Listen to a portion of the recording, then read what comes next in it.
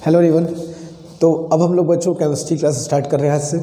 और केमिस्ट्री में as usual हम लोग 3 सेक्शन पढ़ेंगे, फिजिकल केमिस्ट्री, इनऑर्गेनिक केमिस्ट्री और ऑर्गेनिक केमिस्ट्री। आज जो मैं सबसे पहला चैप्टर शुरू करूंगा जो केमिस्ट्री का बहुत ही इंपॉर्टेंट चैप्टर है और बहुत ही इंटरेस्टिंग चैप्टर है एट द सेम टाइम, उसका नाम है सोल्यूशन। सोल्यूशन स्टार्ट करने की कई वजह है, क्योंकि आगे बहुत चीज़ हम लोग पढ़ेंगे जिसमें सोल्यूशन के टर्म्स बहुत यूज़ होंगे। स्पेशली सोल्यूशन के जो कंसंट्रेशन टर्म्स होते हैं वो आगे हमको बहुत जगह यूज़ करने होंगे। तो हम लोग सबसे पहले सोल्यूशन चैप्टर ही शुरू करेंगे और बहुत बेसिक चैप्टर है, बहुत इंपॉर्टेंट है, बहुत इंटरेस्टिंग है और तुमको पढ़ने बहुत मजा इसको आएगा, तुम देखना।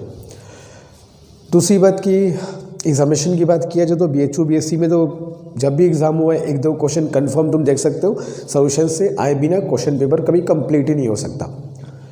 अब CU सेट होने वाला है, तो CU सेट में भी भाई जो बहुत इंपॉर्टेंट चैप्टर्स है वहाँ से क्वेश्चन आने ही आने हैं। सोल्यूशन उनमें से एक है। अच्छा, कुछ लोग CU सेट के पैटर्न की बात कर रहे थे, पैटर्न, नंबर ऑफ क्वेश्चन क्या होगा।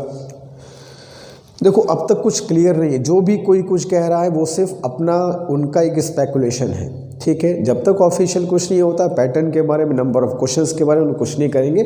जो पहले एग्जाम होते हुए उसके आधार पे हम लोग स्पेकुलेट कर सकते हैं, बट एग्जैक्ट के लिए just wait and have patience, सब कुछ क्लियर हो जाएगी।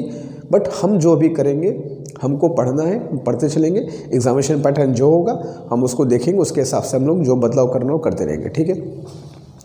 एनीवे, तो मैं कहता कि CU सेट एग्ज़ाम होगा तो वहाँ पर भी जो इंपॉर्टेंट चैप्टर्स है वहाँ से क्वेश्चन कंफर्म आने ही आने हैं। सोल्यूशन तो कोई छोड़ ही नहीं सकता, कोई भी एग्जामिनेशन होगा। केमिस्ट्री का ये एक बहुत ही इंपॉर्टेंट चैप्टर है, ठीक है। तो अब सोल्यूशन चैप्टर स्टार्ट करने के पहले देखो बच्चों, हमको 2 चीज़ों को ध्यान रखना होगा, ठीक है। हमें 2 बातों को ध्यान रखना होगा कि सर प्योर सब्सटेंस क्या होता है, what is a pure substance and what is अब मिक्सचर। हम इन 2 चीज़ों की बात तुमको पहले बताते हैं, ये होता क्या।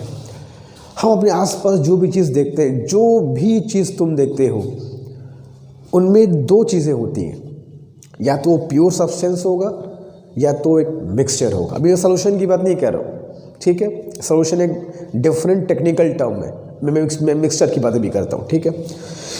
तो 2 चीज़ें होती हैं, प्योर सब्सटेंस और मिक्सचर। हमारे आसपास जो भी चीज़ हमको दिखती है उसमें रेयरली ही प्योर सब्सटेंस होते हैं। ज़्यादातर चीज़ें किसी न किसी सब्सटेंसेस का, एक से अधिक सब्सटेंसेस का मिक्सचर होता है। तुम कुछ भी चीज़ अपने आसपास उठा के देखोगे वो मोस्ट प्रॉब्ली किसी न किसी चीज़ का मिक्सचर ही होगा। रियली जो सब्सटेंस होते हैं वो प्योर और प्योर सब्सटेंस फॉर्म में नेचर में एग्जिस्ट करते हैं। हम उस मिक्सचर से हम उन प्योर सब्सटेंस को एक्सट्रैक्ट करते हैं और उनको फिर यूज़ करते हैं, ठीक है। तो नेचर जो हमको देता है वो मिक्सचर देता है। Pure substance is very very rare, ठीक है। अब इस मिक्सचर का ही एक टेक्निकल टर्म हो जाता है सोल्यूशन। वो टेक्निकल टर्म क्या है हम किसी बात करेंगे। अब कुछ एग्जांपल्स अगर तुमको बताऊं कि जैसे फॉर एग्जांपल हम लोग पढ़ते हैं ब्रॉन्ज, ठीक है, ब्रॉन्ज। तो ब्रॉन्ज क्या होता है, तो ब्रॉन्ज मतलब कॉपर और टीन का जो एक मिक्सचर होता है तो उसको हम ब्रॉन्ज बोलते हैं, ठीक है। तो नेचर में हमको ब्रॉन्ज मिल रहा है। अब ब्रॉन्ज में क्या है, कॉपर एक सब्सटेंस है, टीन एक दूसरा सब्सटेंस है, तो 2 सब्सटेंस का मिक्सचर हमको मिला ब्रॉन्ज, ठीक है। अब इसी में अगर मैं ब्रास की बात करूं तो ब्रास भी एक मिक्सचर है, जो किसका मिक्सचर होता है। अब सोल्यूशन है कि मिक्सचर वो बात की बात करेंगे, मैं भी सोल्यूशन की तरफ जा ही नहीं रहा हूँ क्योंकि उसके अलग टेक्निकल टर्म्स है।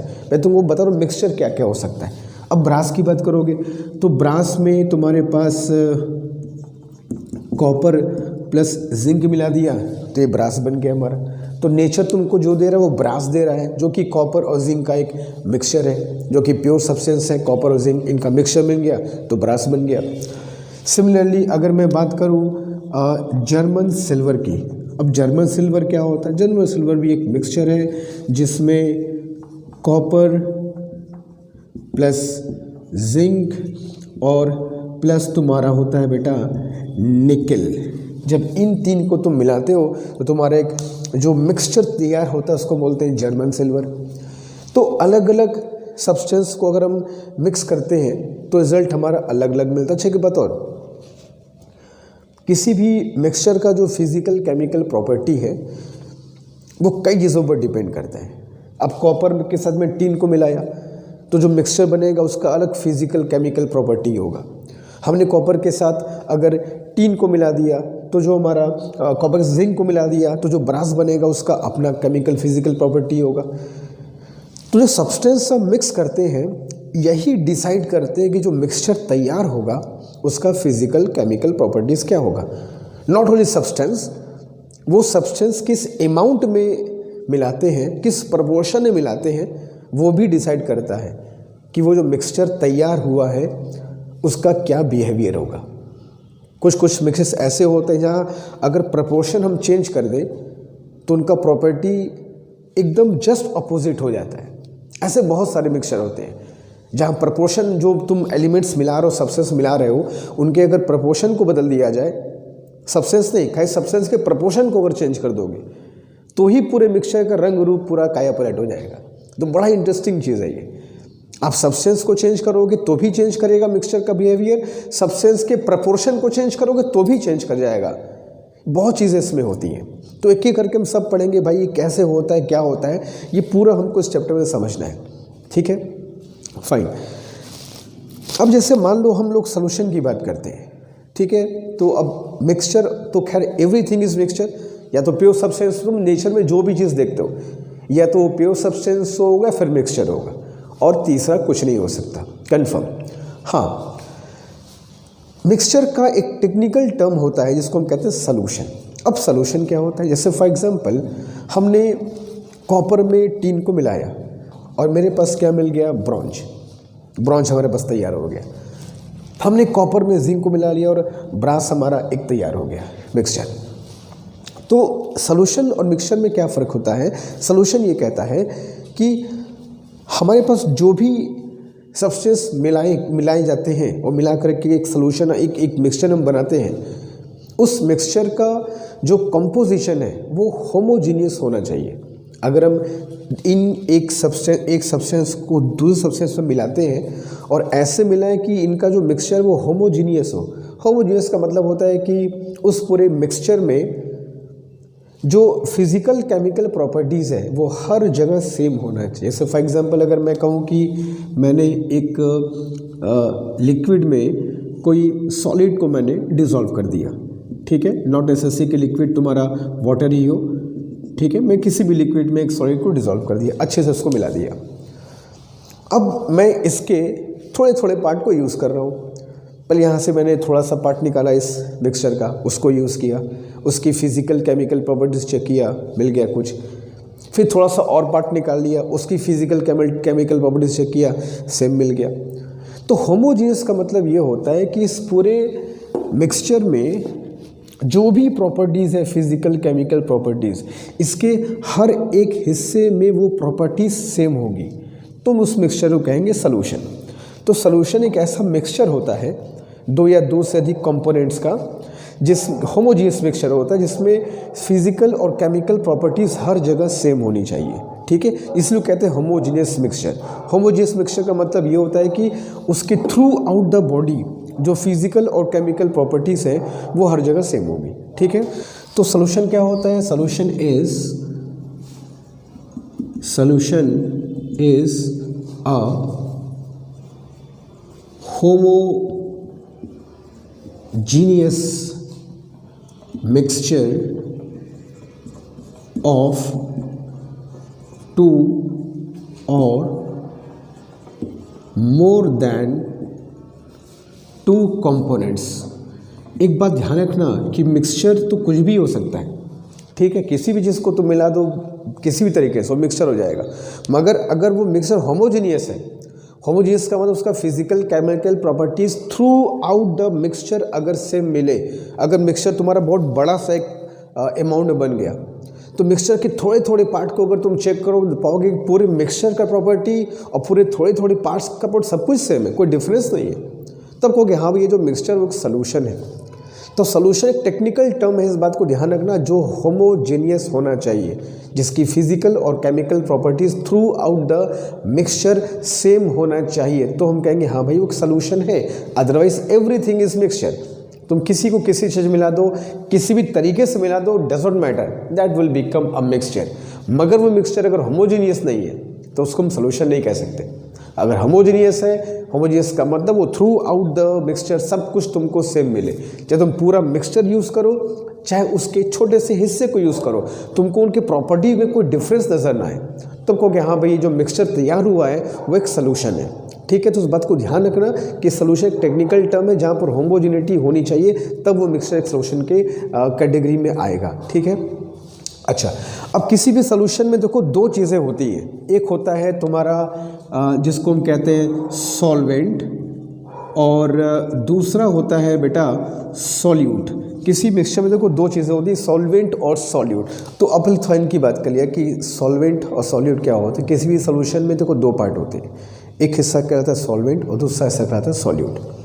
टेक्निकली बात किया जाए तो किसी भी सोल्यूशन में जो पार्ट ज़्यादा अमाउंट में हो, जो कंपोनेंट सबसे ज़्यादा अमाउंट में होगा वैल्यू के हिसाब से, उसके जो अमाउंट सबसे अधिक होगा उसको हम कहेंगे सॉल्वेंट, और जिसकी अमाउंट कम होती है वो कहलाता है, और बाकी जितने होंगे वो सब के सब क्या कहलाएंगे, सॉल्यूट। ऐसा नहीं कि किसी भी सोल्यूशन में केवल एक ही दो ही कंपोनेंट, दो से अधिक कंपोनेंट भी हो सकते हैं, उनमें जो सबसे अधिक होगा वो हमारा कहलाएगा सॉल्वेंट, और दूसरे हिस्से जो होंगे वो सब के सब क्या हो जाएंगे, एक है या और ढेर सारे, वो सब के सब क्या हो जाएंगे, सॉल्यूट्स। अच्छा, अब यहाँ पर पे एक बात और हमें ध्यान देनी है कि किसी भी लिक्विड का, किसी भी सोल्यूशन का जो फिज़िकल स्टेटस है कि वो सोल्यूशन लिक्विड है, कि सोल्यूशन वो गैसियस सोल्यूशन है, कि वो एक सॉलिड सोल्यूशन है, ये इसी सॉल्वेंट के फिज़िकल स्टेटस से डिसाइड होता है। जैसे मान लो हमने कहा कि लिक्विड सोल्यूशन, तो लिक्विड सोल्यूशन कहने का मतलब कि सॉल्वेंट इज़ लिक्विड। अब उसमें जो सॉल्यूट डिज़ोल्व होगा वो सॉलिड भी हो सकता है, वो लिक्विड भी हो सकता है, वो गैस भी हो सकता है। अगर मैंने कहा कि गैसियस सोल्यूशन, तो सॉल्वेंट इज़ गैसियस, अब उसमें सॉलिड भी डिज़ोल्व होता है, उसमें गैस भी हो सकता है, उसमें लिक्विड भी डिज़ोल्व हो सकता है। सिमिलरली अगर मैं कहूँ कि सॉलिड सोल्यूशन, तो जो सॉल्वेंट है उसका स्टेटस क्या है, सॉलिड। सॉलिड सोल्यूशन का जो सॉल्वेंट होगा वो क्या होगा, सॉलिड। अब उससे मैं सॉलिड में डिसॉल्व कर सकता हूँ, उसमें लिक्विड भी डिसॉल्व कर सकता हूँ, और उसमें गैस भी डिसॉल्व कर सकता हूँ। तो कहने का मतलब ये किसी भी सोल्यूशन का जो फिजिकल स्टेटस है कि वो एक लिक्विड सोल्यूशन है, कि सॉलिड सोल्यूशन है, कि वो गैसियस सोल्यूशन है, इसी सॉल्वेंट का फिजिकल स्टेटस डिसाइड करता है जनरल। तो अगर मैं तुमसे कहूँ अ लिक्विड सोल्यूशन, तो मतलब कि सॉल्वेंट इज़ लिक्विड। अब उसमें सॉल्यूट क्या होगा, वो सॉलिड भी हो सकता है, वो गैस भी हो सकता है, वो कोई दूसरा लिक्विड भी हो सकता है। अगर मैं तुमसे कहूँ कि अ गैसियस सोल्यूशन मीन्स कि सॉल्वेंट इज गैस, अब उसमें तुम जो डिसॉल्व कर दो, लिक्विड सॉलिड गैस, तुम जो डिसॉल्व कर दो। ठीक है, तो किसी भी सोल्यूशन का फिजिकल स्टेटस लिक्विड होगा, गैसेस होगा, सॉलिड होगा, वो इस सॉल्वेंट नहीं डिसाइड करना है। ठीक है, एक बात और, हम लोग एक सॉल्वेंट में एक से अधिक सॉल्यूट भी डिसॉल्व कर सकते हैं, करते ही कोई दिक्कत नहीं है। बट हम लोग जो पढ़ेंगे इस चैप्टर में, हमें ऐसा सॉल्यूशन पढ़ना है जिसमें सॉल्वेंट में एक ही सॉल्यूट डिसॉल्व होना चाहिए। तो ऐसे सॉल्यूशन को बोलते हैं बेटा बाइनरी सॉल्यूशन। तो हमारा जो डिस्कशन होगा इस चैप्टर में वो केवल बाइनरी सॉल्यूशन तक ही लिमिटेड होना चाहिए। ठीक है, ताकि इसमें हमको ये पता हो कि भाई बाइनरी सॉल्यूशन क्या होता है, एक ऐसा सॉल्यूशन जिसके सॉल्वेंट में केवल एक ही सॉलिड को डिसॉल्व किया जाए, उसको हम बोलते हैं बाइनरी सॉल्यूशन। एक से अधिक भी डिसॉल्व कर सकते हो। अच्छा, एक बताओ, हमें जो इस चैप्टर में बेसिकली पढ़ना है वो लिक्विड सॉल्यूशन के बारे में ज़्यादा पढ़ना है।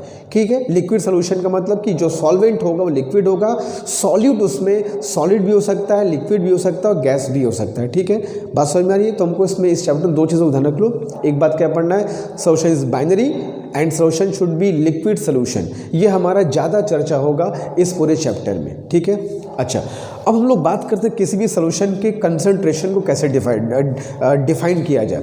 तो किसी भी सॉल्यूशन के कंसंट्रेशन को डिफाइन करने का हमारे पास दो तरीका होता है। एक तरीका होता है जहां हम उस सॉल्यूशन के कंसंट्रेशन को डिफाइन करते हैं क्वालिटेटिवली, और दूसरा हम उसको डिफाइन करते हैं क्वांटिटेटिवली। ठीक है, दो तरीके से किसी भी सॉल्यूशन के कंसंट्रेशन को डिफाइन कर सकते हो, क्वालिटेटिवली और क्वांटिटेटिव। अब क्वालिटेटिवली का मतलब क्या होता है, क्वांटिटेटिवली का मतलब क्या होता है, बहुत सिंपल सी बात है। अगर मैं किसी सॉल्यूशन के कंसंट्रेशन को डिफाइन करना चाहूँ क्वालिटेटिवली, मतलब उसकी क्वालिटी कैसी है, सिंपल सी बात। और मैं क्वांटिटेटिवली की बात करूँ, उसकी क्वांटिटी, उसमें सॉल्यूट कितना है, सॉल्वेंट कितना है, कितने परसेंट वाइज है, मास वाइज क्या है, वॉल्यूम वाइज क्या है, तमाम तरीके की बात होती है। We talk about concentration in terms of quantitatively. तो अगर मैं बात करूँ कि क्वालिटेटिवली किसी भी सॉल्यूशन के कंसंट्रेशन को हम लोग दो तरीके से डिफाइन कर सकते हैं। एक होता है डाइल्यूट और दूसरा होता है कॉन्सनट्रेटेड। डाइल्यूट और कंसंट्रेटेड। एक बात और ध्यान रखना कि एब्सोल्यूट टर्म में देखो डाइल्यूट और कंसंट्रेटेड का कोई मतलब नहीं होता है। हम किसी सोल्यूशन को डाइल्यूट तभी कर सकते हैं जब हम किसी से कंपेयर कर, तुमको एक सोल्यूशन में दिया और तुमसे पूछो कि सोल्यूशन कंसंट्रेटेड है कि डाइल्यूट है, ये एक क्वेश्चन हाइपोथेटिकल क्वेश्चन होगा। हम कभी भी सोल्यूशन के कंसंट्रेशन को किसी से कंपेयर करने के बाद ही कह सकते हैं हाँ भाई ये कंसंट्रेटेड है, ये डाइल्यूट है, ठीक है। डाइल्यूट का सिंपल सा मतलब होता है पतला सोल्यूशन और कंसंट्रेटेड गाढ़ा सोल्यूशन होना चाहिए। तो पतला गाढ़ा हमेशा किसी के रिस्पेक्ट में होगा, ठीक है। तो जब कोई सोल्यूशन किसी के रिस्पेक्ट में जिसमें सॉल्यूट कम अमाउंट में डिसॉल्व होता है, सॉल्वेंट बहुत ज़्यादा हो, तो हम कहेंगे भाई सोल्यूशन हमारा डाइल्यूट है, बहुत ज़्यादा ऐसा कंसंट्रेशन कम है। बट तुम किसी से कंपेयर करके ही कहोगे भाई डाइल्यूट है। और अगर बहुत ज़्यादा सॉल्यूट डिसॉल्व है और कंसंट्रेशन बहुत ज़्यादा है किसी के कंपेरिजन में, तो कहोगे भाई सोल्यूशन हमारा कंसंट्रेटेड है, ठीक है। तो किसी के कंपैरेटिवली हम कहते हैं कि भाई सोल्यूशन हमारा डाइल्यूट है, कंसंट्रेटेड है, ठीक है। लेकिन डाइल्यूट और कंसंट्रेशन जो टर्म्स है ये बड़े कंफ्यूजिंग टर्म्स है। तुम किसी चीज़ को डाइल्यूट कह दिए, ठीक है, शायद कोई इसको डाइल्यूट ना कहे, कोई कहे नहीं इसको, ये तो मेरे लिए बहुत कंसंट्रेटेड टर्म्स है, ये कंसंट्रेटेड इसका सोल्यूशन है, ठीक है। तो डाइल्यूट और कंसंट्रेटेड सोल्यूशन जो होते हैं वो एब्सोल्यूट नहीं होते। तुम किसी चीज़ को डाइल्यूट कह रहे हो कि तुमको लग रहा है कि वो डाइल्यूट है, शायद किसी को न लग रहा हो कि डाइल्यूट है, उसको लग नहीं भाई तो कंसंट्रेटेड है। तुम कहोगे हाँ ये बड़ा सोल्यूशन बड़ा कंसंट्रेटेड है, कि कोई और कहेगा नहीं ये तो डाइल्यूट सोल्यूशन है। तो कंसंट्रेटेड सोल्यूशन और डाइल्यूट सोल्यूशन जो है ये एब्सोल्यूट टर्म नहीं होते हैं। ये बोलचाल की भाषा में ठीक है, कह दिया, इट्स ओके फाइन। बट अगर हम मैथमेटिकली बात करें तो इस तरीके से किसी भी सोल्यूशन कंसंट्रेशन को डिफाइन नहीं किया जाता कि उसका कंसंट्रेशन डाइल्यूट है कि किसका सोल्यूशन कंसंट्रेटेड है, उसका कंसंट्रेशन डाइल्यूट है कि हाईली कंसंट्रेटेड है। ऐसे हम लोग डिफाइन नहीं करते। डिफाइन करने का मैथमेटिकल तरीका होता है जिसको हम बोलते हैं क्वांटिटेटिवली। हम क्वांटिटी के हिसाब से डिफाइन करेंगे उसकी कंसंट्रेशन क्या है, परसेंट बताएंगे, सॉल्यूट कितना परसेंट है, सॉल्वेंट कितना परसेंट है, डेंसिटी क्या है उसकी, स्ट्रेंथ क्या है उसकी, मोल्स कितने परसेंट है, मोल्स पर यूनिट वॉल्यूम कितने हैं, मोल्स पर यूनिट मास कितने हैं, सब कुछ बताएंगे। मोल फ्रैक्शन की बात करेंगे और ppm पार्ट्स पर मिलियन की भी बात करेंगे। तो उसको हम बोलते हैं क्वांटिटेटिवली। जब सॉल्यूशन के कंसंट्रेशन को तुम एक एग्जैक्ट अमाउंट के हिसाब से डिफाइन करो कि इतना सॉल्यूट, इतना solvent, percent wise, mass wise, volume wise, what ever, mole wise, कुछ भी, तो हम लोग क्वांटिटेटिवली ही डिफाइन करते हैं और पढ़ते हैं कि किस सॉल्यूशन के डिफरेंट कंसंट्रेशन टर्म्स क्या क्या हो सकते हैं। वन बाय वन करके पढ़ते हैं। सॉल्यूशन का यही सबसे इंपॉर्टेंट पार्ट है, ठीक है। तो चलो शुरू करते हैं फिर। तो चलो बच्चों, किसी सोल्यूशन के कंसंट्रेशन टर्म्स क्या होते हैं उनको एक एक करके पढ़ लेते हैं। यही है इस चैप्टर का सबसे इंपॉर्टेंट चीज़। अलग अलग टर्म्स में किसी सोल्यूशन के कंसंट्रेशन को हम लोग एक्सप्रेस करते हैं। वो टर्म्स क्या क्या होते हैं उनको एक एक करके देखते हैं और क्या क्या उनका इंपॉर्टेंस है उसको भी समझते हैं। परसेंटेज वाइज अगर किसी सोल्यूशन के कंसंट्रेशन को एक्सप्रेस किया जाए तो तीन तरीके से एक्सप्रेस कर सकते हैं उसको। एक mass percentage, volume percentage and mass by volume percentage. देखो रटना नहीं है, नाम से ही चीज़ें क्लियर हो जाती है। मास परसेंटेज, तो मास परसेंटेज का मतलब ये होता है किसी भी सोल्यूशन में। अच्छा एक बात, तो जो हम लोग कंसंट्रेशन का मतलब क्या होता है, हम लोग ये कंसंट्रेशन जो डिफाइन करते हो क्या होता है, सिंपली भाषा में बात किया जाए तो किसी सोल्यूशन में कितना सॉल्यूट है, कितना सॉल्वेंट है, इनको बताने का तरीका ही एक तरीके से कंसंट्रेशन होता है। कितना सॉल्यूट प्रेजेंट है, percent wise, mass wise, volume wise, density wise, mole wise, यही कंसंट्रेशन तो होता है किसी भी सोल्यूशन का। तो अगर तुमको बोलते हैं कंसंट्रेशन टर्म्स, तो भाई किसी सोल्यूशन में कितना सॉल्यूट है, कितना सॉल्वेंट है, यही हमको बताना होता है। इसी को एक्सप्रेस करने के अलग अलग तरीके होते हैं, उन्हीं को हम बोलते हैं कंसंट्रेशन के डिफरेंट टर्म्स। जैसे पहला होता है तुम्हारा मास परसेंटेज। तो मास परसेंटेज का मतलब सिंपल ये होता है कि भाई पूरे सोल्यूशन में, नाम से क्लियर है, मेरे पास कोई एक सोल्यूशन है, उस पूरे सोल्यूशन में से मान लो मैंने कहा कि मेरे पास एक सोल्यूशन है। अच्छा, मैंने पहले ही कहा था कि देखो सोल्यूशन का मतलब जो हम समझते हैं एक लेमैन कि कोई लिक्विड होगा और उसमें कुछ डिज़ोल्व होगा, बट सोल्यूशन हमेशा लिक्विड नहीं होता। सोल्यूशन का जो फिज़िकल स्टेटस है वो गैसियस भी हो सकता है, वो सॉलिड भी हो सकता है, बट हम लोग जो इस चैप्टर में बेसिकली पढ़ेंगे वो लिक्विड सोल्यूशन की बात ही हमने करनी, जहाँ पर पे सोल्यूशन का फिजिकल स्टेटस लिक्विड होगा मोर और लेस। अब उसमें दूसरा लिक्विड डिज़ोल्व होगा एज अ सॉल्यूट, या फिर कोई सॉलिड डिज़ोल्व होगा एज अ सॉल्यूट, या फिर कोई गैस डिज़ोल्व होगा एज अ सॉल्यूट, ठीक है, but solvent is more less will be liquid. तो मैं उसका एग्जाम्पल भी लेके चल रहा हूँ। तो मान लो ये कोई हमारा एक सॉल्वेंट है। अब इसमें इस सॉल्वेंट पे मैंने कुछ सॉल्यूट को डिज़ोल्व कर दिया। Let us suppose the solute is solid particles, ठीक है। तो इस लिक्विड में मैंने कुछ सॉल्यूट के पार्टिकल्स को इसमें डिज़ोल्व कर दिया, बन गया हमारा सोल्यूशन, ठीक है। मिक्सचर शुड बी होमोजेनियस, तभी उसको हम कह सकते हैं सोल्यूशन। पहले कह दिया मैंने, जो मिक्सचर है वो हर तरीके से होमोजेनियस होना चाहिए, तभी कहोगे सोल्यूशन है। अब इस सोल्यूशन का मास परसेंटेज का मतलब क्या हुआ? बहुत सिंपल सी बात है कि इस पूरे सोल्यूशन का कोई मास होगा, टोटल मास होगा, उस टोटल मास में थोड़ा सा मास सॉल्वेंट का होगा, थोड़ा सा मास सॉल्यूट का होगा, दोनों को मिला करके सॉल्वेंट प्लस सॉल्यूट का जो टोटल मास आएगा मिला करके वो किसका मास होगा? Mass of solution. क्लियर है? उस सोल्यूशन में इस सॉल्यूट का कितना परसेंट मास है वही हो जाता है उसके कंपोनेंट का मास परसेंटेज। जैसे फॉर एग्जांपल मैंने कहा कि हमारा जो सोल्यूशन है वो टोटल उसका मास 100 ग्राम है। उस 100 ग्राम में मान लो फॉर एग्जांपल 20 ग्राम हमारे सॉल्यूट है और 80 ग्राम हमारा सॉल्वेंट है, तो 20% हमारा क्या हो गया मास परसेंटेज सॉल्यूट का, और 80% क्या हो गया मास परसेंटेज सॉल्वेंट का। तो किसी भी कंपोनेंट का, नॉट ओनली सॉल्यूट, हम लोग सॉल्वेंट की बात भी कर सकते हैं, किसी भी कंपोनेंट का चाहे सॉल्यूट हो चाहे सॉल्वेंट हो, जो मास परसेंटेज होता है उस पूरे सोल्यूशन में कितना परसेंट वो लोग हैं वही बताता है। तो अगर मैं तुमसे कहूँ कि mass percentage of a component, mass percentage of a component, कोई भी कंपोनेंट चाहे सॉलिड हो सॉल्वेंट हो, is equal to mass of that component, उस कंपोनेंट का mass divided by of course total mass of the solution, total mass of the solution. और चूँकि percent में निकाल रहे हो तो इंटू 100 भी करना पड़ेगा। तो मास परसेंटेज का सिंपल सा मतलब होता है किसी भी कंपोनेंट का mass divided by total mass of the solution into 100। ये तुमको बताता है भाई किसी भी गिवन सॉल्यूशन में मास वाइज, मास के हिसाब से कितना परसेंट एक कंपोनेंट है, कितना परसेंट दूसरा कंपोनेंट है। This is called mass percentage, ठीक है।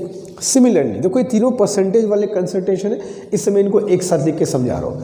सिमिलरली अब कहता है वॉल्यूम परसेंटेज, तो जैसे मास परसेंटेज वैसे वॉल्यूम परसेंटेज। मान लो हमने किसी लिक्विड में हमने सॉलिड को नहीं, किसी दूसरे लिक्विड को हमने डिसॉल्व कर दिया। इस पे एक दूसरा लिक्विड डिसॉल्व कर दिया मैंने। सॉल्यूशन लिक्विड और लिक्विड का है, ठीक है, सॉल्वेंट भी लिक्विड एंड सॉलिड भी लिक्विड। तो दोनों के लिक्विड है तो दोनों के हम लोग वॉल्यूम की बात कर लेंगे, कितना वॉल्यूम एक है कितना वॉल्यूम दूसरा है। दोनों कंपोनेंट हमारे लिक्विड फॉर्म में आ चुके हैं। तो वॉल्यूम परसेंटेज का मतलब ये हो, जैसे फॉर एग्जाम्पल मेरे 100 ml सोल्यूशन मेरा है, 100 ml सोल्यूशन में 40 ml एक सोल्यूशन एक सॉल्वेंट है और तुम्हारा 40 ml एक कंपोनेंट है। जैसे मान लो हमने कहा कि इस सोल्यूशन का टोटल वॉल्यूम 100 ml है, उस 100 ml में 40 ml एक कंपोनेंट है और 60 ml दूसरा कंपोनेंट है। यहाँ दोनों की वॉल्यूम की बात हो रही है, तो 40% वॉल्यूम परसेंट हो गया एक कंपोनेंट का और 60% वॉल्यूम कंपोनेंट हो गया दूसरे कंपोनेंट का, ठीक है। तो वॉल्यूम परसेंटेज का मतलब ये हुआ कि भाई तुम किसी दोनों कंपोनेंट के जो अमाउंट है उसको वॉल्यूम के परसेंट में एक्सप्रेस करो। ये काम जनरली तभी हम करेंगे जब मोर और लेस जब सॉल्यूशन में दोनों चीज़ें लिक्विड हो, सॉल्वेंट भी लिक्विड हो और सॉल्यूट भी लिक्विड हो, ताकि उनके वॉल्यूम को हम लोग नाप सकें। ठीक है, तो अगर वॉल्यूम परसेंट की बात किया जाए, if I right volume percent of a component में कुछ भी हो गया, सॉल्यूट या सॉल्वेंट कुछ भी हो गया, volume percentage of a component is equal to volume of that component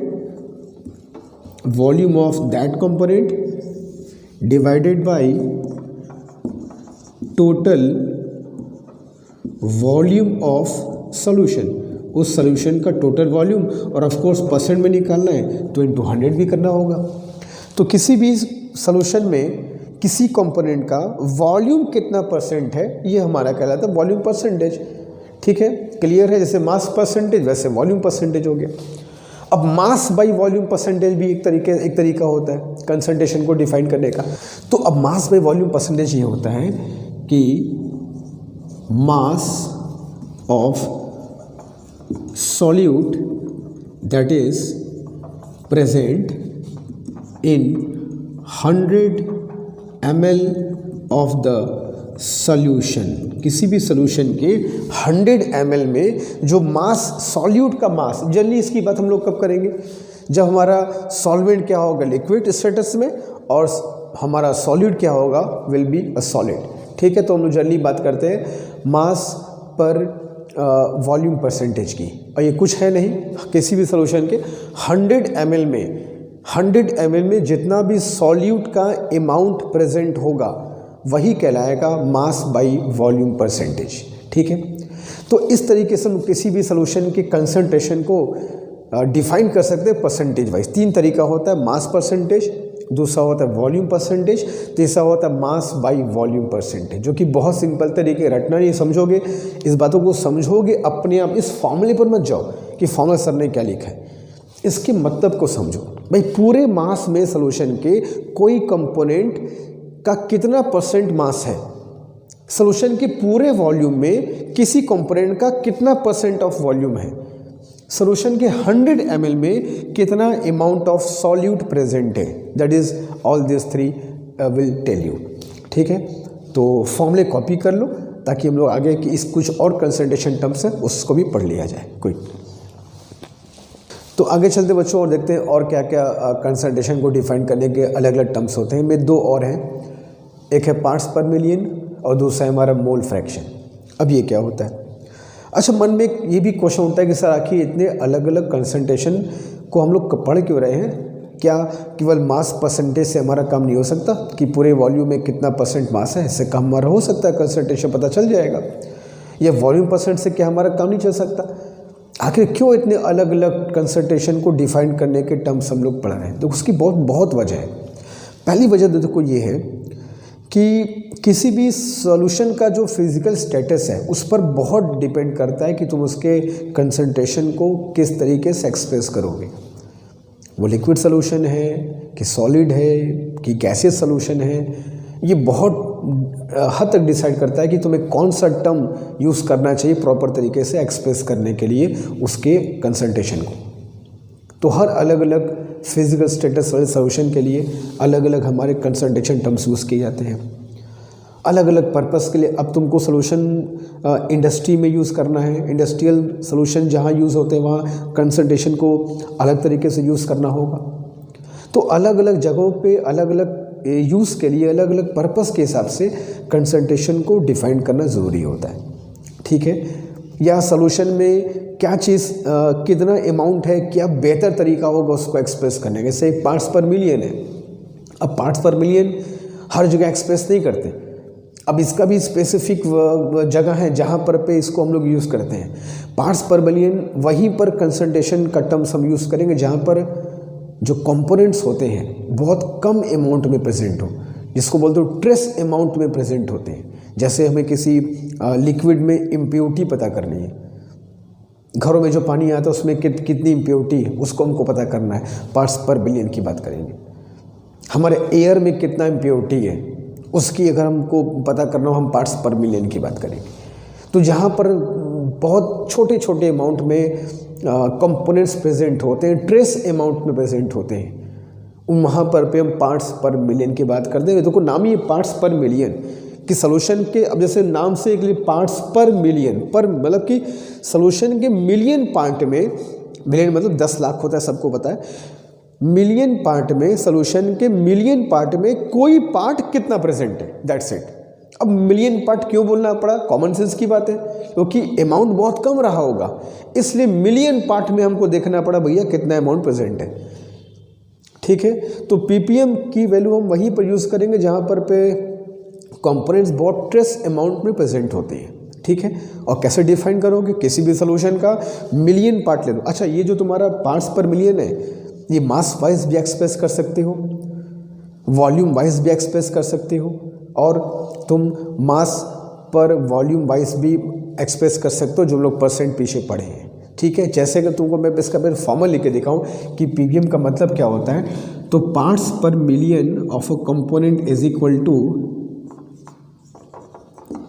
parts of one component, किसी एक कंपोनेंट का कितने पार्ट मौजूद है। अब पार्ट का मतलब क्या होता है बता रहा हूं अभी, डिवाइडेड बाय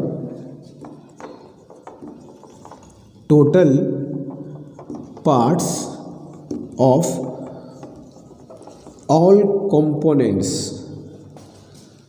ऑफ सॉल्यूशन, किसी सॉल्यूशन के जितने कंपोनेंट्स होंगे उनका टोटल पार्ट्स, और मल्टीप्लाई 10⁻⁶, मतलब 10 लाख में तुमको निकालना है। ठीक है, तो किसी भी सॉल्यूशन के मिलियन पार्ट में, अब वो मिलियन पार्ट मास वाइज भी हो सकता है, मिलियन मास में कितना मास प्रेजेंट है वो हो गया पीपीएम।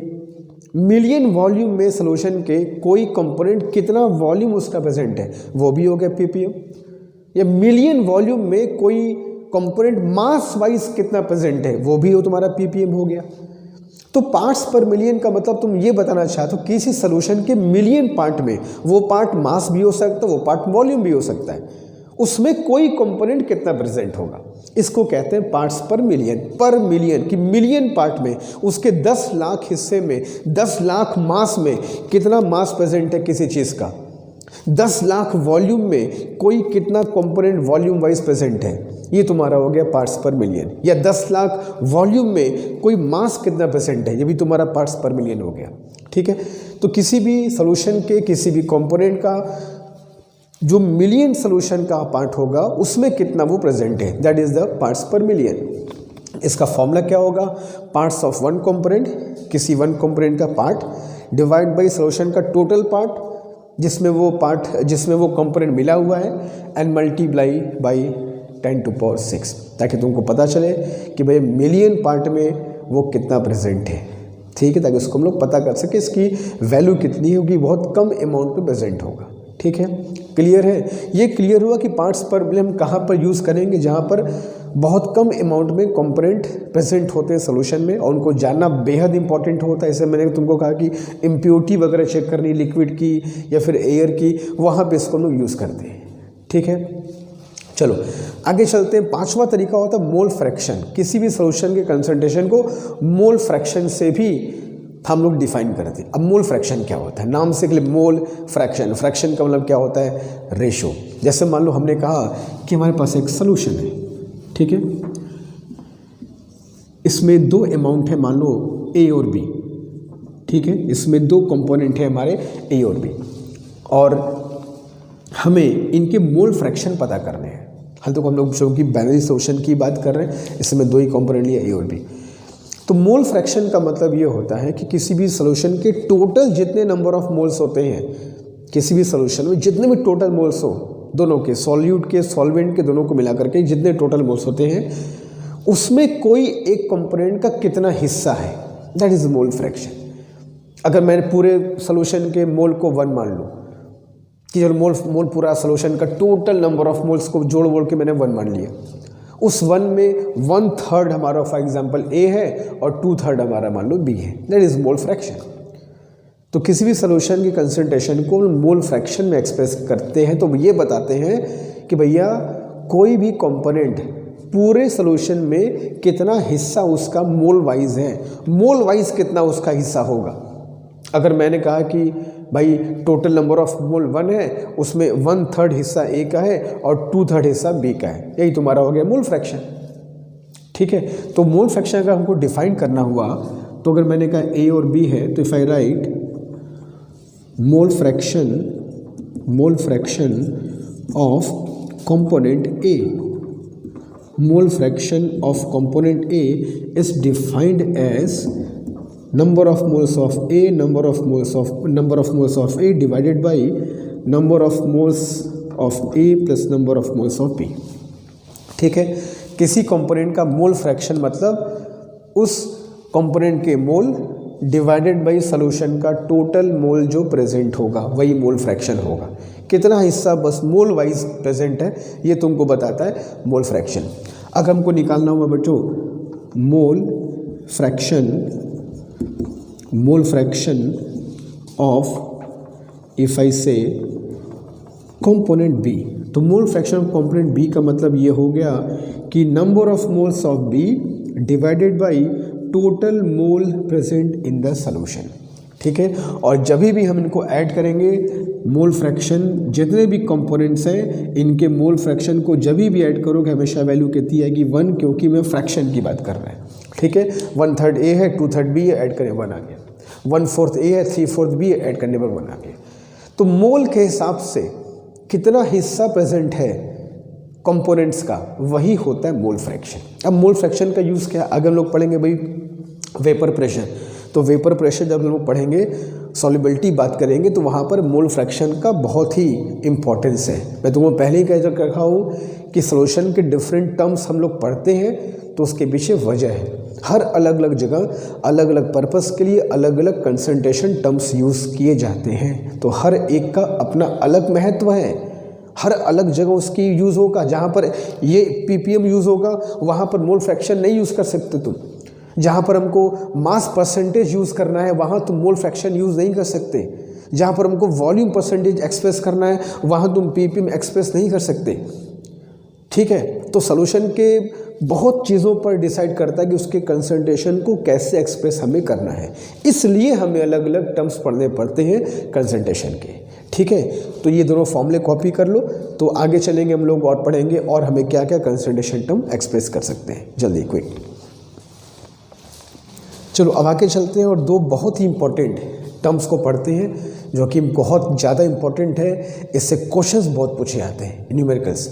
उनका नाम है मोलैलिटी एंड मोलैरिटी।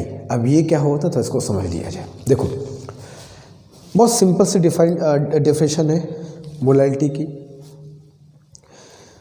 हमारे पास एक सॉल्यूशन है, ठीक है, हमारे पास फॉर एग्जांपल एक सॉल्यूशन है और जनरली मैं तुमको मुझको एग्जांपल समझाना है तो मैं एक आसान सा एग्जांपल लेता हूँ कि मान लो इसमें एक सॉल्यूशन है, इसमें जो सॉल्वेंट है वो लिक्विड फॉर्म में है। ठीक है, मान लो वाटर, ठीक है, इस सॉल्वेंट, और इसमें मैंने कुछ सॉल्यूट को डिसॉल्व कर रखा है एज सॉलिड पार्टिकल्स। ठीक है, तो ये हो गए हमारे बेटा सॉल्यूट्स। ठीक है, और ये है हमारे सॉल्वेंट्स, सॉल्वेंट और ये सॉल्यूट। सॉल्यूट जो है वो सॉलिड फॉर्म में है पार्टिकल्स, और सॉल्वेंट जो है वो लिक्विड फॉर्म में है, लेट अस से वाटर। ठीक है, और मैंने इसमें इसको डिसॉल्व कर रखा है, ये बन के तैयार हो गया मेरा बढ़िया सा एक सॉल्यूशन। ठीक है,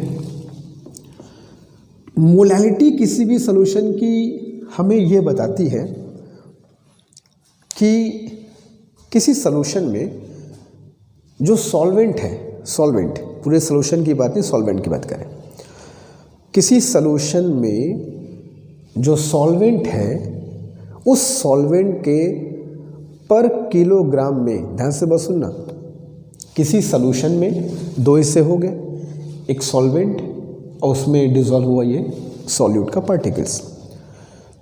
तो किसी भी सॉल्यूशन में जो सॉल्वेंट होता है, सिर्फ सॉल्वेंट की बात हो रही है, जो सॉल्वेंट होता है उस सॉल्वेंट के पर किलोग्राम में, उस सॉल्वेंट के पर किलोग्राम में सॉल्यूट के कितने मोल्स प्रेजेंट हैं, दैट इज मोलैलिटी।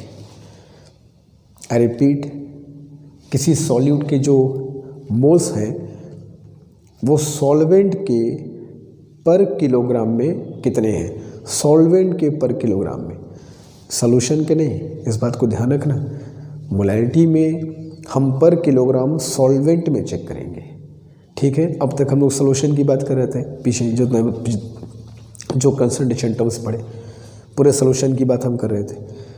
मोलैलिटी में हमें सॉल्वेंट की बात करनी है, ठीक है। तो किसी सॉल्यूशन में सॉल्वेंट के पर किलोग्राम में कितने मोल्स ऑफ सॉल्यूट प्रेजेंट हैं, यही कहलाता है उस सॉल्यूशन की मोलैलिटी, ठीक है। तो if I have to write molality, जिसको हम लोग स्मॉल m से भी डिनोट करते हैं, molality means number of moles of solute, number of moles of solute divided by mass of solvent, वो भी किस में होना चाहिए बेटा, इन किलोग्राम, ठीक। किसी भी सॉल्यूशन में हम ये अगर पता कर लेते हैं कि भाई सॉल्वेंट के पर यूनिट किलोग्राम मास में सॉल्यूट का कितना नंबर ऑफ मोल्स प्रेजेंट है, तो इसको हम कहते हैं उस सॉल्यूशन की मोलैलिटी। और मोलैलिटी जो है इसको जो हम लोग डिफाइन करते हैं लाइक दैट, अगर देखो तो इसका यूनिट क्या होना चाहिए, इसका यूनिट होना चाहिए बच्चों मोल्स पर किलोग्राम, जिसको हम लोग स्मॉल m से भी डिनोट कर देते हैं जनरल, ठीक है। तो मोलैलिटी की यूनिट क्या होती है, मोल्स पर किलोग्राम, ठीक है। क्लियर है, सिंपल है। बट एक बात का ध्यान रखना, यहाँ जो मास लेंगे वो पूरे सॉल्यूशन का मास नहीं चाहिए, सॉल्यूशन के टोटल मास में कितना मोल है वो नहीं, सॉल्वेंट के किलोग्राम में, पर किलोग्राम में कितना तुमने सॉल्यूट को डिसॉल्व करके रखा है, ये तुम्हारा कहलाएगा उस सॉल्यूशन का मोलैलिटी, ठीक है। और जो मोलैलिटी, इस बात याद रखना, बहुत सारे कंसंट्रेशन टर्म्स हैं, हम लोग इन सभी कंसंट्रेशन टर्म्स पर, इन सभी कंसंट्रेशन पर टेम्परेचर का क्या इफेक्ट पड़ता है वो भी देखेंगे अभी। बट जो मोलैलिटी है, मोलैलिटी टेम्परेचर से इंडिपेंडेंट होता है, इस पर टेम्परेचर का कोई फ़र्क नहीं पड़ता, क्योंकि यहाँ जो हम लोग अमाउंट लेते हैं पर किलोग्राम लेते हैं, एंड वी एज्यूम कि जनरली टेम्परेचर के हेर फेर होने से मास पर कोई फ़र्क नहीं पड़ता, मोल्स पर कोई फ़र्क नहीं पड़ता। तो जो मोलैलिटी होती है किसी सॉल्यूशन की, वो टेम्परेचर से इंडिपेंडेंट होती है, इस बात को ध्यान रखना। टेम्परेचर पर इसका कोई फ़र्क नहीं पड़ता किसी भी सॉल्यूशन की मोलैलिटी पर। ये बहुत इंपॉर्टेंट क्वेश्चन है। हालांकि हम लोग अभी बात करेंगे कि हर अलग अलग कंसंट्रेशन पर टेम्परेचर किस तरीके से इफेक्ट होता है उसका, वो अलग से बात करेंगे। बट ऐसे बता दिया अभी फ़िलहाल के लिए कि भाई मोलैलिटी पे जो है, चूँकि इसकी फॉर्मूले की बात हो रही है, इससे बताना जरूरी है कि यहाँ per unit mass of solvent तुम ले रहे हो, वो भी किलोग्राम में ले रहे हो, ठीक है। तो यहाँ पर टेम्परेचर को तुम अगर चेंज करोगे तो नंबर ऑफ मोल्स घटने बढ़ने वाले हैं, न सॉल्वेंट का अमाउंट मास वाइज घटने बढ़ने वाला है टेम्परेचर के इफेक्ट से। तो ये जो रेशियो हमेशा कांस्टेंट रहेगा। तो molality does not depend on temperature, इस बात को ध्यान रखना। बाकियों का क्या हिसाब किताब है टेम्परेचर के साथ, आएंगे उस पर बाद में, ठीक है। आगे चलते हैं। मोलैरिटी बड़ा इंपॉर्टेंट कॉन्सेप्ट है, और किसी भी सॉल्यूशन का कंसंट्रेशन को डिफाइन करने का सबसे बेहतरीन तरीका देखो ये होता है मोलैरिटी। सबसे ज़्यादा, सबसे कॉमन, सबसे ज़्यादा हम लोग भी जो यूज़ करेंगे वो मोलैरिटी ही होगा। अब मोलैरिटी होती क्या है सर, बहुत सिंपल सा डेफिनेशन है। ये एक सॉल्यूशन था, सॉल्यूशन में ये सॉल्वेंट है और ये सॉल्यूट के पार्टिकल उसमें डिसॉल्व है, ठीक है। हमने नंबर ऑफ मोल्स जानना चाहा, नंबर ऑफ मोल्स कितने हैं सॉल्यूट के जानना चाहा, पर किलोग्राम ऑफ सॉल्वेंट के कितने किलोग्राम में है, उसको हमने कहा मोलैरिटी।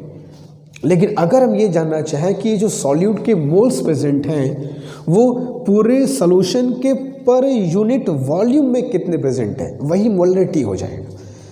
तो मोलैरिटी हम ये चेक करते हैं कि भाई सॉल्यूशन के 1 लीटर में, सॉल्वेंट नहीं सॉल्यूशन बोल रहा है, देखना सॉल्यूशन के 1 लीटर में कितने सॉल्यूट के मोल्स डिसॉल्व हैं, यही होता है मोलैरिटी। ठीक है, तो मोलैरिटी को अगर मैं लिखूं,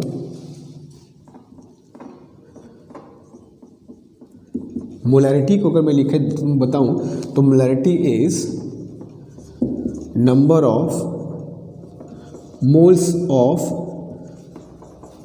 solute divided by volume of solution, और वो भी बच्चों in litre, volume of solution in litre. तो इसको हम कहते हैं मोलैरिटी, जिसको हम लोग कैपिटल M से डिफाइन करते हैं। ठीक है, तो किसी भी सॉल्यूशन की मोलैरिटी का मतलब कि किसी भी सॉल्यूशन में जो सॉल्यूट के नंबर ऑफ मोल्स हैं, नंबर ऑफ मोल्स, वो यूनिट वॉल्यूम में कितने प्रेजेंट है, सॉल्यूशन के 1 लीटर में कितने प्रेजेंट हैं, यही होता है मोलैरिटी। अच्छे से अंदर समझो, मोलैलिटी और मोलैरिटी में देखो, दोनों में तुमको नंबर ऑफ मोल्स चेक करने हैं सॉल्यूट के। अगर तुम नंबर ऑफ मोल्स चेक करो पर किलोग्राम ऑफ सॉल्वेंट कितने हैं, molality. Number of moles check करो सॉल्यूट के पर यूनिट वॉल्यूम ऑफ सॉल्यूशन, तो तुम्हारा कहलाएगा मोलैरिटी।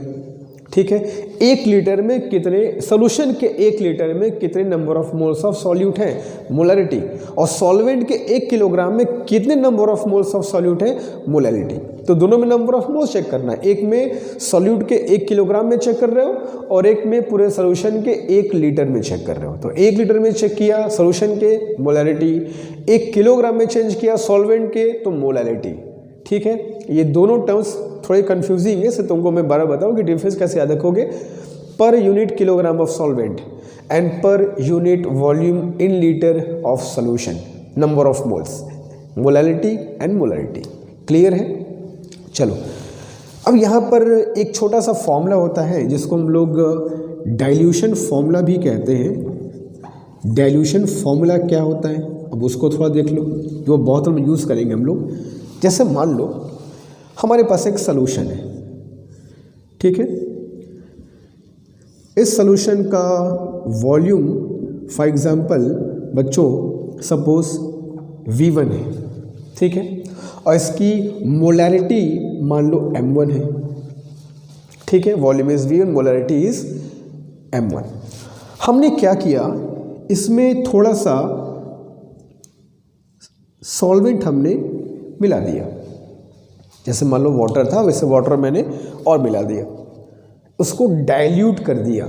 जो सॉल्वेंट था वो मैंने और उसमें जाकर के मिला दिया, तो जो नया सॉल्यूशन बनेगा जो पहले से डाइल्यूट हो चुका होगा, देखो डाइल्यूट है तो पहले से कंपेयर करके बोल रहा हूँ मैं, जो सॉल्यूशन बनेगा जो पहले से डाइल्यूट हो चुका होगा उसकी नई मोलैरिटी क्या होगी वो तुमको बताना होगा। तो उसको बोला डाइल्यूशन फॉर्मूला। भाई किसी सॉल्यूशन को जब डाइल्यूट करने जाओगे आप तो नई मोलैरिटी कैसे पता करोगे। M1 मोलैरिटी थी पहले, V1 था वॉल्यूम सॉल्यूशन का, V' आपने चुपके से सॉल्वेंट उसमें डाल दिया, हो गया डाइल्यूट। अब नए सॉल्यूशन का क्या हालचाल होगा, नई मोलैरिटी क्या होगी। अब ये मान लो हमने इसमें V' मिला दिया, ठीक है, तो जो टोटल वॉल्यूम हो गया सॉल्यूशन का वो V2 कितना हो जाएगा, कहोगे सर V1 तो था ही प्लस V' हो गया नया वॉल्यूम। ठीक है, नया वॉल्यूम हो गया, बट हमको नई मोलैरिटी चेक करनी है, तो नया वॉल्यूम से क्या होगा सर, नई मोलैरिटी क्या होगी। तो नई मोलैरिटी के लिए फॉर्मूला जो हम यूज़ करेंगे बच्चों, M1V1 is equal to M2V2। इसी फॉर्मूले को बोलते हैं डाइल्यूशन फॉर्मूला, जहाँ M1V1 क्या है, M1 इज मोलैरिटी जो पहले थी, V1 सॉल्यूशन का वॉल्यूम जो पहले था, ठीक है। M2 क्या है, M2 जितना तुमने उसमें सॉल्वेंट मिलाया है, सॉरी M2 क्या है, बाद की मोलैरिटी जो हमको चेक करनी है, और V2 क्या है, बाद का जो टोटल वॉल्यूम है, और V2 क्या होगा, जितना वॉल्यूम पहले था प्लस तुमने जो मिलाया उसका सम होगा। ठीक है, तो इस फॉर्मूले को हम बोलते हैं डाइल्यूशन फॉर्मूला। इस फॉर्मूले से हम पता कर सकते हैं कि भाई कितना हमारा यहाँ पर पे नई मोलैरिटी होगी। ठीक है, क्लियर है। एक फॉर्मूला और भी इसमें है, मान लो मेरे पास अगर 2 सॉल्यूशन है, ठीक है, मेरे पास अगर 2 सॉल्यूशन है,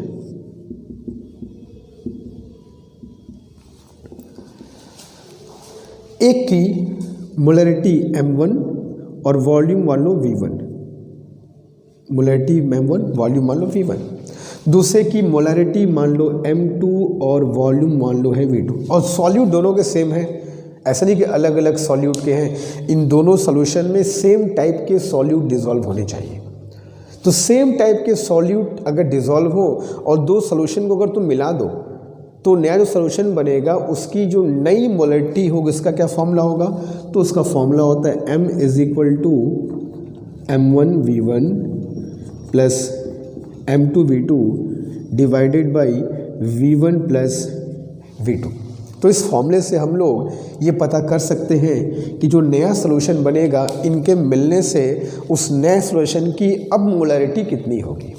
हाँ, बस शर्त इतनी सी है कि दोनों जगह जो सॉल्यूट हैं वो सेम टाइप के होने चाहिए, ठीक है, ताकि सेम सॉल्यूशन होगा तो ही ये फॉर्मूला अप्लाई होगा, अदरवाइज नहीं, ठीक है। तो ये डाइल्यूशन फॉर्म जो बहुत यूज़ करेंगे हम लोग, और ये फॉर्मूला भी कभी कभी यूज़ होगा, और ये फॉर्म तो हम लोग कंसिडरेशन निकालेंगे ही मोलैरिटी के फॉर्मूले से। तो ये मोलैरिटी और ये तुम्हारा हो गया सॉल्यूशन की मोलैरिटी। आई थिंक दोनों में डिफरेंस क्लियर हो गया होगा।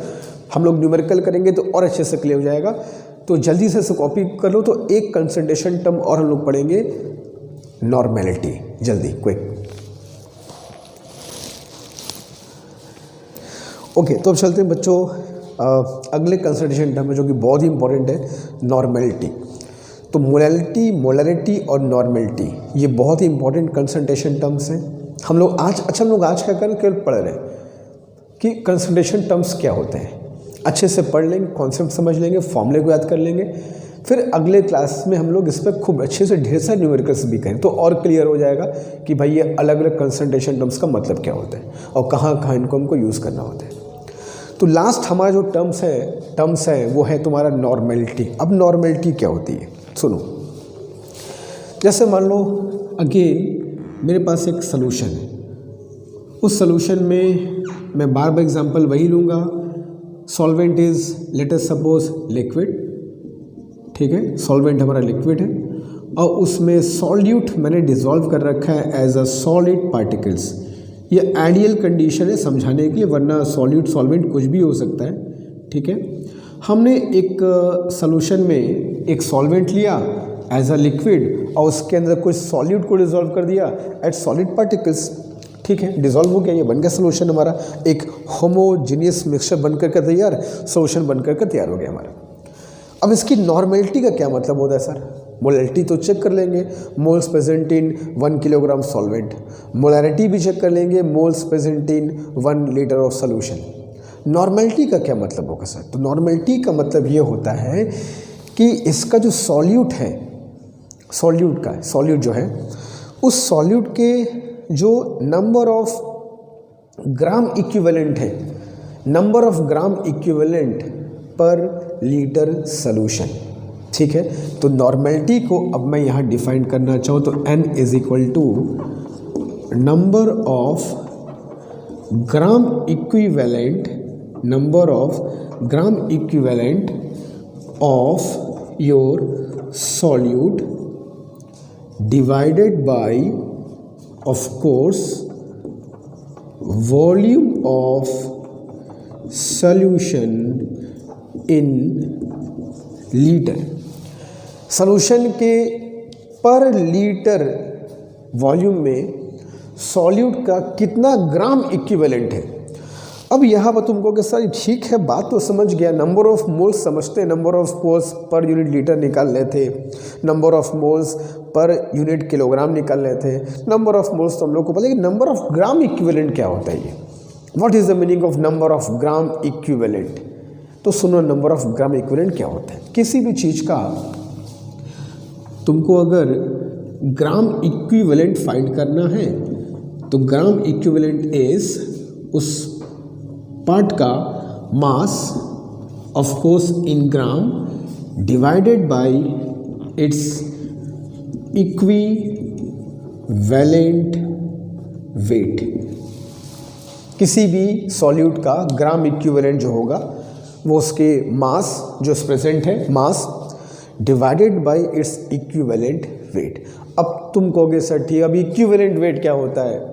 ग्राम इक्विवेलेंट आपने बताया, उसमें इक्विवेलेंट वेट क्या होता है, अब ये बताइए सर। तो इक्विवेलेंट वेट का अगर डिफाइन किया जाए तो किसी भी सब्सटेंस का, जैसे मान लो अगर मैंने कहा कि 3 चीज़ होती है, एक होता है हाइड्रोजन, एक होता है ऑक्सीजन और एक होता है बेटा क्लोरीन, ठीक है। किसी भी सब्सटेंस का एक फिक्स्ड अमाउंट होता है जो इनके और इनके साथ कंबाइन होता है। जैसे अगर हाइड्रोजन का मैं 1008 पार्ट लूँ, ऑक्सीजन का 8 पार्ट लूँ और क्लोरीन का 35.5 पार्ट लूँ, तो किसी भी सब्सटेंस का वो मास जो हाइड्रोजन के 1.008 पार्ट से, जो ऑक्सीजन के 8 पार्ट से और क्लोरीन के 35.5 पार्ट से कंबाइन हो जाए, वो मास कहलाता है उसका इक्विवेलेंट वेट।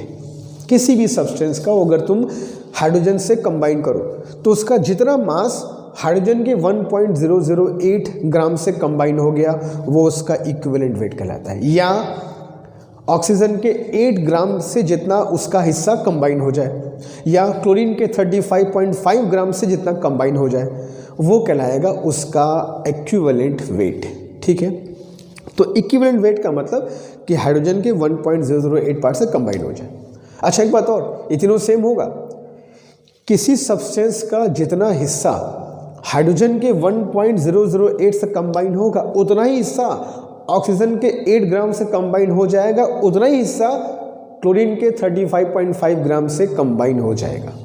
तो ये कहलाता है इसका equivalent weight.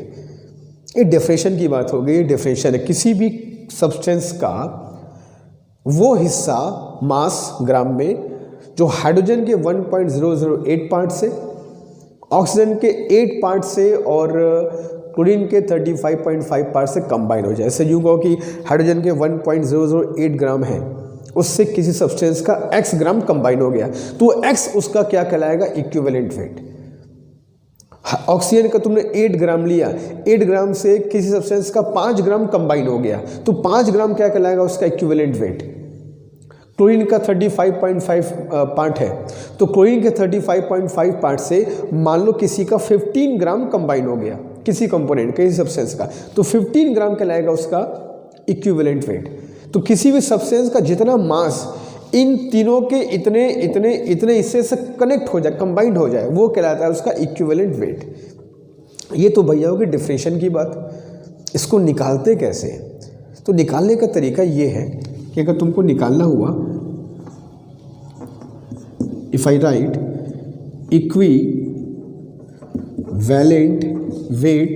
Equivalent weight of a substance, अगर किसी सब्सटेंस का तुमको निकालना हुआ तो उसके लिए फॉर्मूला होता है उसका atomic weight divided by it's valency, ठीक है, वैलेंसी। किसी सब्सटेंस का इक्विवेलेंट वेट मतलब उस सब्सटेंस का एटॉमिक वेट में उसके वैलेंसी से डिवाइड कर दो, तो ये हो जाएगा तुम्हारा equivalent weight of a substance. अगर मुझको निकालना हुआ equivalent weight of N acid, अब एसिड का निकालना हुआ तो एसिड का इक्विवेलेंट वेट का फॉर्मूला होता है molecular weight of acid, acid का मॉलिक्यूलर वेट डिवाइडेड बाय उस एसिड की बेसिसिटी ऑफ एसिड। अब किसी एसिड की बेसिसिटी क्या होती है? तो किसी एसिड की बेसिसिटी का मतलब होता है उस एसिड में रिप्लेसेबल हाइड्रोजन आयन की संख्या। हम लोग इसकी बात करेंगे बाद में, फिलहाल बता दो, कुछ लोग को पता भी होगा कि बेसिसिटी ऑफ एसिड मतलब उस एसिड से कितने हाइड्रोजन आयन तुम रिप्लेस कर सकते हो, वो कहलाता है एसिड की बेसिसिटी, ठीक है। तो अगर हमको निकालना होगा इक्विवेलेंट वेट ऑफ एसिड, तो भैया एसिड का molecular weight divided by acid की basicity, number of replaceable hydrogen ion, ठीक है। अब हमको निकालना है, मान लो बेटा equivalent weight of for example base, किसी बेस का निकालना है, तो फॉर्मूला वही होगा molecular weight of base, base का molecular weight divided by acidity of base. अब किसी बेस की एसिडिटी क्या होती है?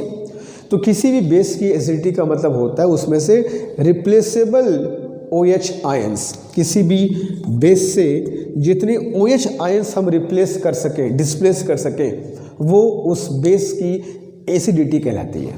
ठीक है, तो इस तरीके से हम लोग फाइंड कर सकते हैं किसी सब्सटेंस की, किसी एसिड की, किसी बेस की। और सॉल्ट की बात करोगे तो उस सॉल्ट का टोटल वेट, मैं लिख दे रहा हूँ, बस बता दे रहा हूँ, इसको तुम लिखा जो लिख सकते हो, सॉल्ट का total molecular weight divided by जो उसमें मेटल आयन है उसकी वैलेंसी। ठीक है, total molecular weight of salt divided by valency of metal ion in the salt. ठीक है, हम लोग न्यूमेरिकल करेंगे तो वहाँ और बात समझ में आ जाएगी, बट ये 3 में लिख दिए। इस तरीके से हम लोग फाइंड कर सकते हैं किसी भी चीज़ का इक्विवेलेंट वेट। और इक्विवेलेंट वेट, अच्छा बता दें, इक्विवेलेंट वेट और ग्राम इक्विवेलेंट डिफरेंट चीज़ है। ये इक्विवेलेंट वेट है और ग्राम इक्विवेलेंट कैसे निकालोगे? Gram equivalent should be mass in ग्राम जो दिया होगा सॉल्यूट का, और divided by its equivalent wait जो यहाँ से निकालना होगा हमको। ठीक है, क्लियर है? तो किसी भी सॉल्यूशन में किसी सॉल्यूट की जो नॉर्मेलिटी होती है उसके ग्राम इक्विवेलेंट जो प्रेजेंट होंगे पर लीटर ऑफ सॉल्यूशन, वही कहलाता है उसकी नॉर्मेलिटी। ठीक है, जिसके लिए हमको इक्विवेलेंट वेट की ज़रूरत पड़ेगी। तो मैं हल्का सा तुमको बता दिया है कि how you calculate the equivalent weight of you can say substance of a base end of N acid end of a salt. कैसे निकालेंगे हम लोग को पता है। ठीक है, अब एक रिलेशन भी होता है बिटवीन नॉर्मेलिटी एंड मोलरिटी, उसको हम लोग देखते हैं। और यहाँ पर भी अगर मैं तुमको बताऊँ तो यहाँ पर भी एक डाइल्यूशन लॉ यहाँ पर भी चलता है। यहाँ पर भी डाइल्यूशन लॉ यहाँ पर भी चलेगा कि जैसे मान लो एक सॉल्यूशन है और सॉल्यूशन का जो वॉल्यूम है बेटा वो V1 है और इसका जो नॉर्मेलिटी है वो N1 है। ठीक है, इसको डाइल्यूट करने के लिए मैंने इसमें सॉल्वेंट का कुछ हिस्सा मिला दिया, V' मिला दिया, और ये हो गया डाइल्यूट। तो डाइल्यूट होने के बाद इसकी नॉर्मेलिटी जाहिर सी बात है चेंज करेगी। भाई तुम कोई भी चेंज करोगे, सॉल्वेंट का अमाउंट चेंज करो या सॉल्यूट का अमाउंट चेंज करो, कंसंट्रेशन चेंज करेगा। तो हमने थोड़ा सा डाइल्यूट करने के लिए क्या कि सॉल्वेंट इससे मिला दिया, हो गया ये डाइल्यूट और हो गई इसकी नॉर्मेलिटी चेंज्ड। तो नए सॉल्यूशन जो डाइल्यूट हो चुका है पहले से, उसकी नॉर्मेलिटी क्या होगी? तो वही फॉर्मूला यूज़ करेंगे, N1V1 is equal to N2V2। जहाँ पर V2 क्या होगा? जहाँ पर V2 वही होगा पहले वॉल्यूम जो था वो प्लस जितना तुम्हें डाइल्यूट किया है वो, तो V2 is equal to V1 plus V'। तो इस तरीके से हम लोग उस डाइल्यूट सॉल्यूशन की नॉर्मेलिटी पता कर लेंगे। इसको बोलते हैं डाइल्यूशन लॉ। एग्जैक्टली वैसे ही जैसे कि तुम्हारा मोलरिटी मैंने बताया था। और यहाँ पर वही एक फॉर्मूला और भी यहाँ पे काम करेगा। अगर एक सॉल्यूशन है जिसकी नॉर्मेलिटी, मान लो 2 सॉल्यूशन मैं ले रहा हूँ, मैं 2 सॉल्यूशन यहाँ ले रहा हूँ। ठीक है, of normality N1 and volume V1, ये नॉर्मेलिटी N2 और वॉल्यूम V2 दोनों को मैंने मिक्स कर दिया। शर्त वही है, जो सॉल्यूट होना चाहिए दोनों में सेम होना चाहिए, सेम अमाउंट नहीं, same nature of solute present होना चाहिए। जो सॉल्यूट यहाँ पर पे वही नेचर यहाँ होना चाहिए। ठीक है, तो जो नया सॉल्यूशन हमारा बनेगा उस नए सॉल्यूशन की जो नॉर्मेलिटी होगी उसका फॉर्मूला वही होगा N1V1 plus N2V2 divided by V1 plus V2। तो इस फॉर्मूले से हम लोग जो हमारा नया सॉल्यूशन बनेगा उन दोनों के मिलने से हम उस नए सॉल्यूशन की रिजल्टेंट नॉर्मेलिटी पता कर सकते हैं। ठीक है, ये फॉर्मूला ही बहुत यूज़ होगा। डाइल्यूशन फॉर्मूला खैर बहुत जगह यूज़ करेंगे हम लोग। जल्दी से कॉपी कर लो। तो फिर नॉर्मेलिटी और मोलरिटी में एक रिलेशन है, उसको हम लोग देख लिया जाए, और फिर 1-2 फॉर्मूले और भी है उसको हम लोग पढ़ते हैं। ठीक है, जल्दी।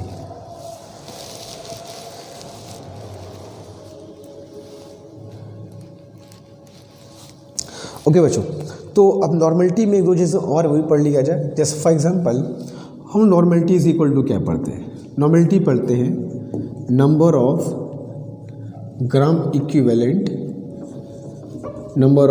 Equivalent divided by volume of solution in litre. Molarity क्या पढ़ते हो? तो कहते हो sir number of moles of solute, number of gram equivalent of course ये भी सॉल्यूट का ही लेते हो। तो number of moles of solute divided by volume of solution of course in litre. ठीक है, अब इनको अगर मैं डिवाइड कर दूं तो नॉर्मेलिटी बाई मोलैरिटी अगर डिवाइड करूंगा तो क्या मिलेगा? तो ये तो कैंसिल हो जाएगा। ऊपर क्या मिलेगा? नंबर ऑफ ग्राम इक्विवेलेंट, और नीचे क्या मिलेगा तुमको? Number of moles. Of course ये भी सॉल्यूट का है, ये भी सॉल्यूट का है। अब नंबर ऑफ ग्राम इक्विवेलेंट क्या होते हैं सर? तो नंबर ऑफ ग्राम इक्विवेलेंट में तुमको अभी बताया कि मास अपॉन उसका मॉलिक्यूलर मास होता है। ठीक है, sorry, mass upon number of gram equivalent है ना, तो mass upon mass in gram upon its equivalent weight. और नंबर ऑफ मोल्स क्या होता है? नंबर ऑफ मोल्स होता है sir mass divided by its of course molecular weight या मॉलिक्यूलर मास। तो मास मास यहाँ से कैंसिल कर सकते हो और तुमको नॉर्मेलिटी अपॉन मोलैरिटी क्या मिल जाएगा? ये चला गया ऊपर, तो ये तुम्हारा क्या आ जाएगा? Molecular weight divided by equivalent wait कह सकते हैं। ठीक है, तो हम कह सकते हैं normality is equal to molarity into molecular weight divided by equivalent weight. ठीक है, तो ये एक रिलेशन होता है between normality and molarity. Molecular weight किसी सॉलिड का divide by equivalent weight solid का जो होगा इनटू मोलैरिटी करोगे तुमको नॉर्मेलिटी मिल जाएगा। ठीक है, तो रिलेशन कहाँ से उसको अच्छे से देख लो, फॉर्मूले से ड्राइव किया गया है। ठीक है, कोई दिक्कत नहीं है। अच्छा, अब ये बताओ, जैसे हम लोग किसी एसिड की अगर हम निकालते हैं एसिड का equivalent weight of N acid का फॉर्मूला मैंने क्या बताया उसका? भैया एसिड का मॉलिक्यूलर वेट अपॉन उसकी बेसिसिटी कहते हो। ठीक है, तो अगर मैं इक्विवेलेंट वेट को यहाँ कर दूँ तो कैसे कह सकता हूँ कि किसी भी एसिड की बेसिसिटी इज इक्वल टू उसका molecular weight divided by equivalent wait कह सकते हैं। ठीक है, तो equivalent and molecular weight upon equivalent wait को हम लोग एसिड की बेसिसिटी भी कह सकते हैं। तो एक फॉर्मूला हमको मिल गया, और normality is equal to molarity into क्या कह सकते हो? इस चीज़ को कैसे कह सकते हो? Basicity of acid. तो किसी भी एसिड के लिए नॉर्मेलिटी और मोलैरिटी में एक रिलेशन होता है। एसिड की normality is equal to acid की मोलैरिटी इनटू उसकी बेसिसिटी। सिमिलरली अगर इसी लॉजिक को मैं फॉलो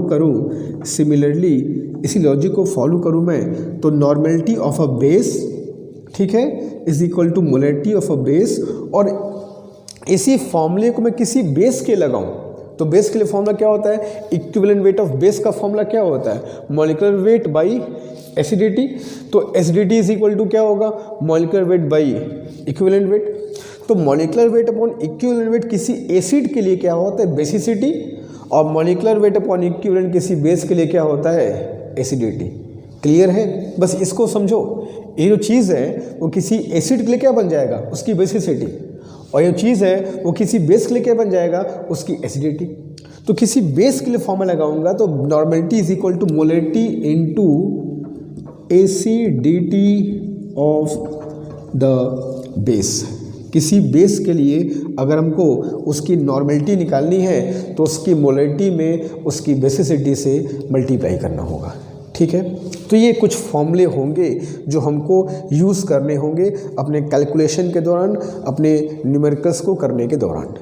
ठीक है, अब तुम्हें करना क्या है, जितने भी कंसंट्रेशन टर्म्स थे ये मैं मान के चलूँ कि जो बच्चे ये क्लास देख रहे हैं वो +2 में है या +2 पास आउट है, तो थोड़ा बहुत उनको जानकारी होगी, थोड़ी बड़ी जानकारी होगी।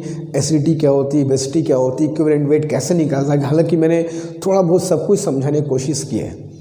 क्लास 11-12 के बच्चे होते तो मैं और डिटेल में समझाता क्या होता है, बट ये जानते हो कि तुम लोग पहले से कुछ ना कुछ पढ़ रखे हो, उससे मैंने चीज़ों को एक काइंड ऑफ रिवीजन में तुम्हें कराया है कि देखो ये चीज़ ऐसे होती है।